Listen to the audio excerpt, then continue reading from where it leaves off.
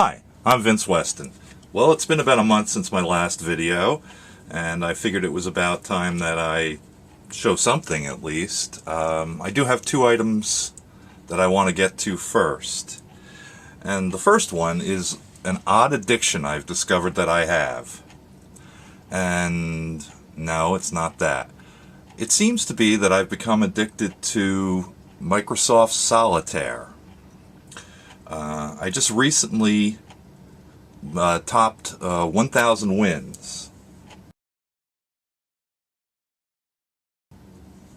Before you get too excited, make sure you realize that this is 17%, and I've played almost 6,000 games. Well, at this point I've played over 6,000 games from when that picture was taken. I just find it kind of odd. It just started out, I don't know, I was looking for something to do while a download was running or something, and I said, oh, I'll just play a quick game of Solitaire. And it was, you know, a 3-game series, you know, best out of 3 against the machine. And recently I realized that I'm actually playing the game more and more, and it's just like I can play for like up to an hour and not even realize it.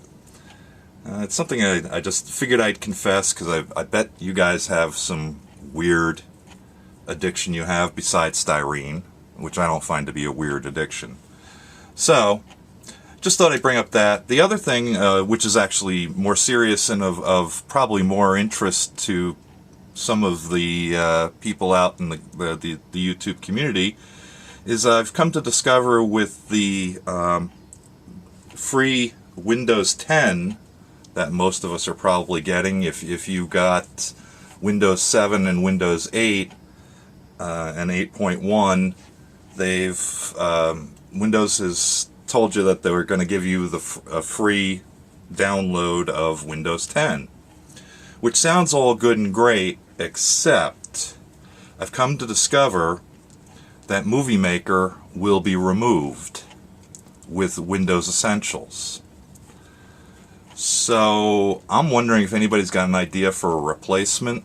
Free would be best, but that would be something, and I didn't know if anybody else was aware of this.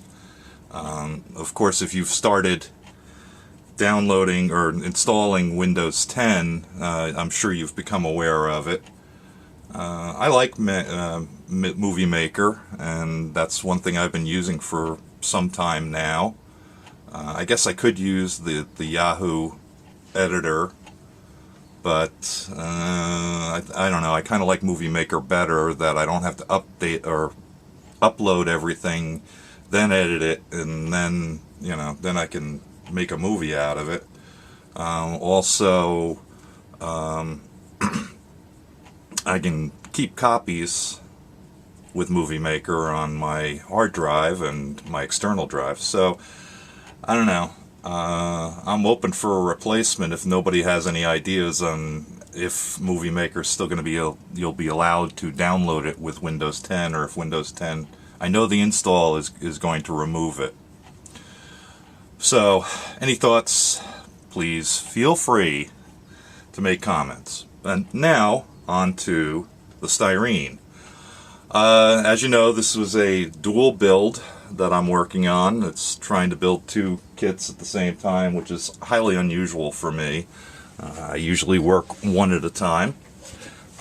We have the Icicle and the Ice Cream Truck, both by AMT, and I can tell you for sure that the Ice Cream Truck was an MPC kit, and without recapping too much. One thing I've come to notice with the truck is there seems to be some extra parts and some parts that they don't seem to mention, and I seem to have mislaid one of them. Mostly the extra parts show up on the chrome tree, and there it is. The one, and they're not mentioned in the instructions. I got a feeling this tree was probably used for multiple kits, because the one thing I found on here is, well, I'll put my fingers there and then point with this one. Right here is a steering column, which is not used in the ice cream truck. The second thing I noticed over here is there's Trike dual carburetors, which are not in the instructions, though the manifold on the engine is set for Trike carburetors. I didn't include them in my engine build, so, you know, but I presume it's pretty much a similar truck, but I don't know what it is, so you're better off than me, Gunga Din. I guess another one, of course, is up here, is the license plates, or license plate holders. There's nothing in the instructions about those either. And I'm trying to go through here quickly and see if I can remember if there was anything else. That just about covers it. The one grand omission that I found was this piece, which is the back wall to the cab, which is not mentioned in the instructions. This is part number 2 of all things, and doesn't go apparently on the truck. I'm going to use it because I think that'll line up. The one other thing is you don't have a window. You don't get the glass for this window. You only get it for the back, which is maybe why they decided not to tell you to install that. I just think it's going to hold up the cab a little bit better against the bottom of the body, so I think I'm going to definitely include it, because aligning this is I mean, there's no locator parts or points for it, so I'm going to use it. One of the things, I've spent a lot of time on this kit since it is an old MPC kit, probably from the 60s somewhere, is the molding's a little iffy. It definitely needs a little tuning. There's definitely a lot of flash to clean up, and that's what's taken me so long to get to this point. The other thing that took me a while was the tires. They give you some really great tires, which I'm sure won't show up too well on this camera, but they're Blue Streak drag for drag race only Goodyears, and I discovered that more when I painted them. And I used a different method this time than I've used in previous. Usually I use a little toothpick or whatever, but I read about using an eraser to stamp it on. And basically I cut an eraser in half, and I've been able to get a pretty good stamping. You can't really see it too well, but even the little lettering along the bottom came out pretty well. It's kind of in scale, so not bad at all. Of course, you got to do both sides, and that one's messed up. But anyway, that took me several hours to get that done. One of the things I have finished is, of course, on my grand engine stand, is the engine. This is, I presume, is supposed to be a Chevy engine. But you got me, which one or whatever. The other thing I found very odd is there's no fan for it, no alternator. It's built like a drag engine more than anything else, and I think that's kind of odd for a show car to be built as a drag, but hey, I could be crazy. I am gonna, well, I have wired up the wired up the ignition wires, kind of snuck them in there and painted it up. As you can see, it's red as opposed to Chevy orange, because I figured with my Neapolitan colors this would be my cherry, and I'll get into the whipped cream a little later. But anyway, so I'm going to probably include some radiator hoses on this just because I want it to look more like a show car engine as opposed to a drag engine. You know, you could tell me I'm completely wrong from the real truck, but that's okay. I don't mind.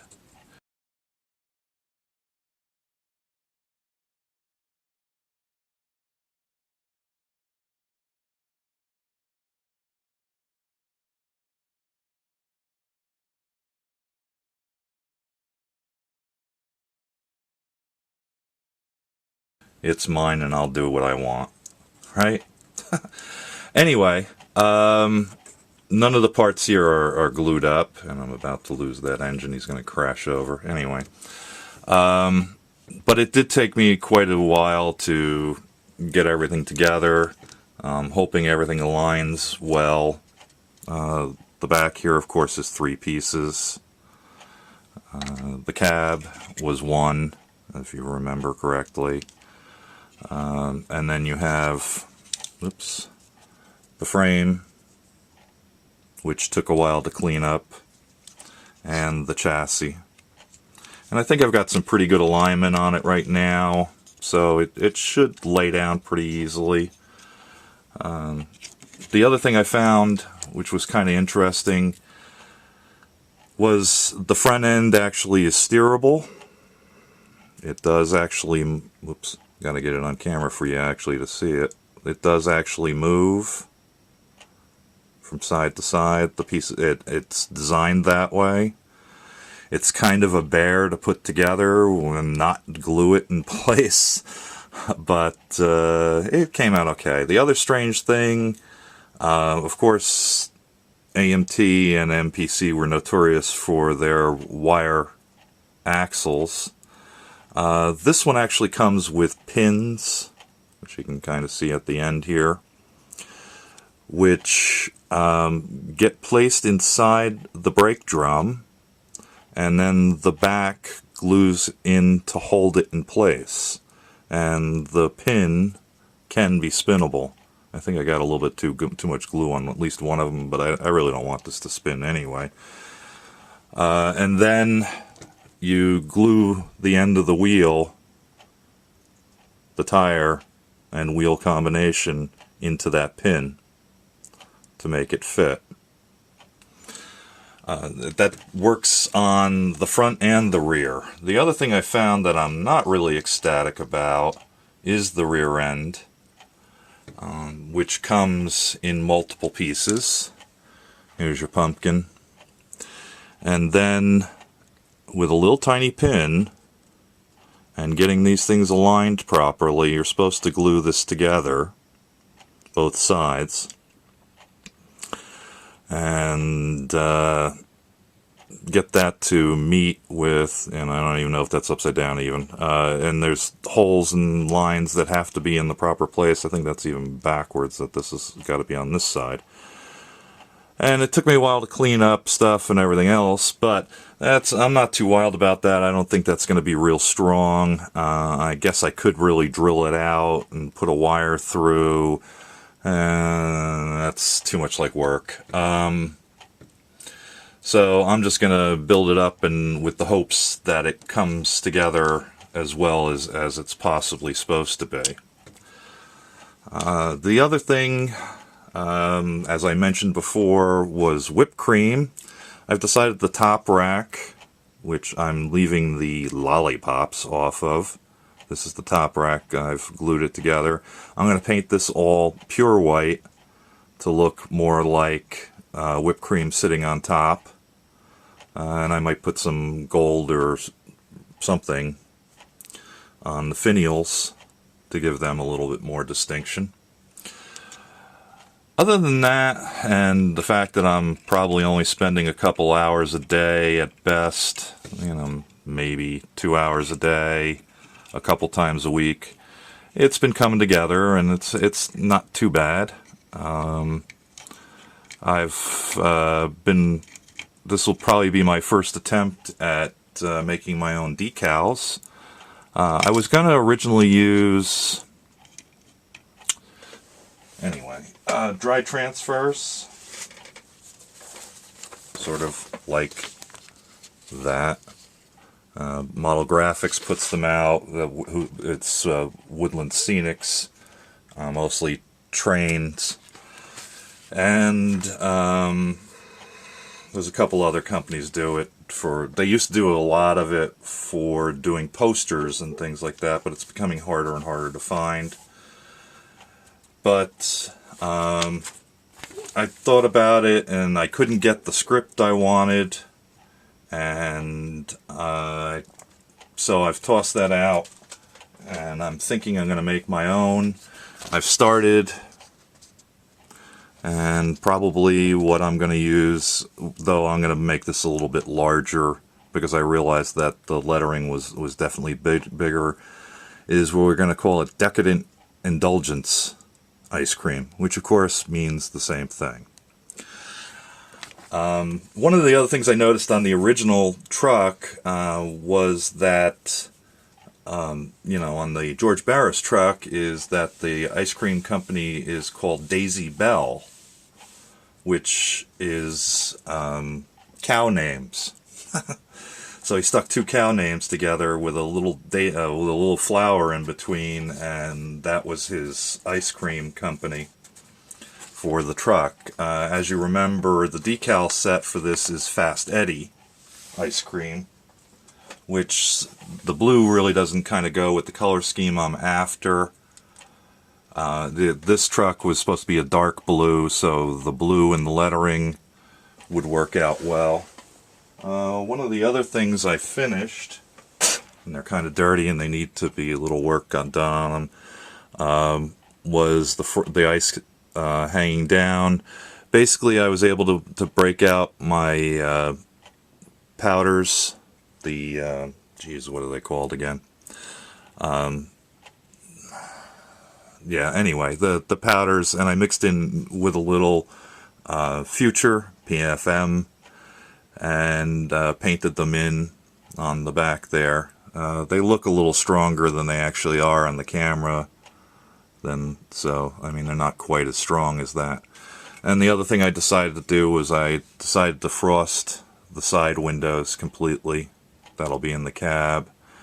I haven't 100% decided whether I'm going to put a wash in all the little ridges there to give it a more distinct stained glass look or not, but got a ways to go before I get there, so we'll see how that works out. I hope to dunk those in future sometime soon to get them a little bit shinier, especially after I put the decal for the piece on it. The other build, of course, is the Ice Cycle, and this one, the parts fit really pretty well for this. I really don't have any complaints. What you're seeing here is basically most of the parts anyway, and of course you remember this is actually in 1/12 scale. As with most of the gluing that I've done, I got this dog hair in there. Anyway, I used the liquid glue squish method to do my seams, which probably doesn't even show there, which is a good thing. So this is the front case, of which the two wheels will mount in here. And that was another fun part, was the two wheels. These come, it's two chrome pieces and a clear piece in the middle. And what I actually did was I glued it hub with some super glue on the outside and let that dry for about 2 or 3 days, and then I just slid the tire over like you would mount a normal tire, and it actually fits, which strangely enough is the methodology that they suggest with the ice cream truck, is to build the wheels, put them on the car, and then mount the tire on the car, which I wasn't going to do that with that's for sure. So that's the clear centered wheels, And the other piece, of course, is where the seats and pedals go. This all went together pretty well, sanded out well. I was able to get rid of flatten out the seams pretty nicely just with my liquid glue squish method, which, if you're not familiar with that, basically is taking two parts, holding them a little bit apart, and putting liquid glue in the middle, letting it set for about a couple seconds, and squishing it together, and it usually will push out some amount, which you can just sand off and go right to smooth with. Works really well, saves a lot of time on filling, and I can't complain. It worked out really well on these. So that's about where I'm at. Next stage is getting the paint booth fired up, and see what I can do with that. Once again, this will be white. Oh, that was the other thing I was going to mention. I've been they don't supply decals for the roof, which is supposed to be striped. So as with CP, with his Dodge build with the Ram Chargers, I was kind of really interested in his method, so that's what I'm going to wind up doing. I think I have, was it like 5mm masking tape. I'll spray the whole thing down white, mask it all off, and then spray the red on it, and also the sides, and I should be all done. It took me a while. That's another thing that took a couple hours, was to come up with a plan. A lot of leaning back. You know, I just basically traced this and then kind of put the lines on and kind of figured out where they needed to be and how big they would actually be and how many lines I would have. And I tried to stick to what's on the box to try and get that pretty close to what's there, but probably in the long run it's going to turn out to be slightly different because of the 5mm tape versus some of those stripes are about 6mm from what I can calculate. So anyway, that's where I'm at the moment. And maybe if I can get real lucky and get my timing together, I'll do a post-painting party and give you an update at that point to show you what colors everything looks like. And then probably the third one, if I do a third update, I think the icicle will probably be finished by then. I mean, there's not that many more parts to this. You know, mostly the pedals and the axle, the ice cream that goes inside, the top, and decaling, you know, and the handles, the handlebars. That's about all there is to this kit. There's really not a lot more there. This little monster seems to have parts pulling out from places of complete unknown. I just keep finding more and more parts. Yeah, so that one's going to take a little longer. So that's my update, and I'm sticking to it. And being at 25 minutes, I think that's probably more than enough. So I'll say thanks for watching. Keep building. Keep doing your things on YouTube. And we'll talk to you later. Have fun. Bye.